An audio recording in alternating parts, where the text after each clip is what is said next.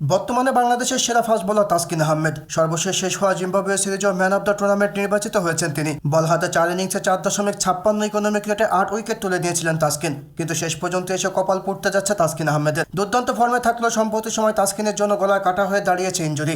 এবার ইনজুরির কারণে তাসকিন অনিশ্চিত টি-20 বিশ্বকাপে। শরীরের ডান পাশের মাংসপেশিতে চোটে ভুগছেন তাসকিন আহমেদ। যদিও এখনও তাসকিনের টি-20 বিশ্বকাপে খেলার ব্যাপারে কোনো চূড়ান্ত সিদ্ধান্ত নেয়নি ক্রিকেট বোর্ড। তবে জানা গেছে টি-20 বিশ্বকাপের আগে যুক্তরাষ্ট্রের বিপক্ষে 3 ম্যাচের টি-20 সিরিজে থাকছেন না তাসকিন। তাসকিনের জায়গায় ওই সিরিজের জন্য প্রস্তুত করা হচ্ছে আরেক ডানহাতে ফাস্ট বোলার হাসান মাহমুদকে। তবে হাসান মাহমুদকে যে যুক্তরাষ্ট্র সিরিজে খেলানো হলেও সুস্থ হয়ে উঠলে বিশ্বকাপে খেলবেন তাসকিন আহমেদ। যুক্তরাষ্ট্রের বিপক্ষে 3 ম্যাচের টি-20 সিরিজ এবং বিশ্বকাপের উদ্দেশ্যে 15 মে দিবাগত রাত 1:40 যুক্তরাষ্ট্রের উদ্দেশ্যে ঢাকা ত্যাগ করবে বাংলাদেশ দল। আগামী 21 মে যুক্তরাষ্ট্রে গিয়ে সেখানে 3 ম্যাচের টি-20 সিরিজ খেলবে টাইগাররা।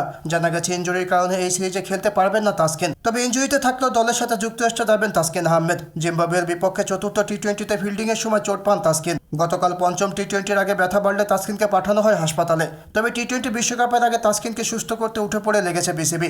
এমনকি আজ সকালে তাসকিনের শারীরিক রিপোর্ট পাঠানো হয়েছে আমেরিকাতে। সেখানকার চিকিৎসকের পরামর্শ অনুযায়ী তাসকিনের বিষয়ে সিদ্ধান্ত নেবে বাংলাদেশ ক্রিকেট বোর্ড। এমনকি দলের সাথে যুক্তরাষ্ট্রে গিয়ে চিকিৎসা চলবে তাসকিনের।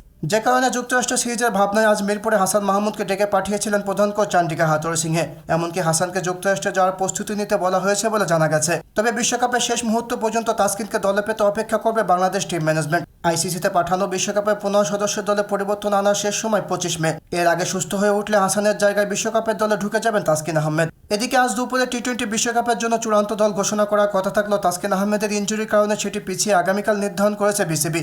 আগামীকাল দুপুর 12:30 বিশ্বকাপের জন্য চূড়ান্ত দল ঘোষণা করবে নির্বাচকরা, যেখানে টি-20 বিশ্বকাপের দলে থাকতে পারে একাধিক চমক। অফ ফর্মে থাকলেও বিশ্বকাপের দলে টিকে যাচ্ছেন ওপেনার লিটন দাস। তবে তার বিকল্প হিসেবে বিশ্বকাপের দলে থাকছেন তানজিদ তামিম। সম্প্রতি জিম্বাবুয়ে সিরিজে ব্যাট হাতে ভালো করেছেন এই ওপেনার। এছাড়া বিশ্বকাপের দলে টিকে যাচ্ছেন আরেক ওপেনার সৌম্য সরকারও। তবে ফর্মে না থাকলেও লিটনের মতো বিশ্বকাপের দলে টিকে যাচ্ছেন নিয়মিত অধিনায়ক নাজমুল হোসেন শান্ত।